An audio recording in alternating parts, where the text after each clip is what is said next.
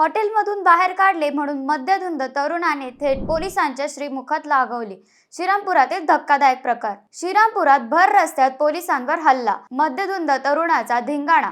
श्रीरामपूर शहरातील हॉटेल दत्तभवनासमोर एका तरुणाने भर रस्त्यात गोंधळ घालत नागरिकांमध्ये भीतीचे वातावरण निर्माण केले. हॉटेलमधून बाहेर काढल्यानंतर त्याने जोरदार आरडाओरड आणि शिवीगाळ सुरू केली. माहिती मिळताच पोलीस घटनास्थळी पोहोचले. मात्र समजवण्याचा प्रयत्न सुरू असतानाच त्या तरुणाने एका पोलिसाच्या कानामागे मारल्याचा धक्कादायक प्रकार घडला. त्यानंतर अतिरिक्त पोलीस पथकाने त्याला ताब्यात घेतले. पोलीस ठाण्यात नेल्यानंतरही त्याचा आक्रमकपणा कायम राहिला. प्राथमिक माहितीनुसार संबंधित तरुण मनोविकारावरील उपचार घेत असून काही दिवस औषधे बंद होती.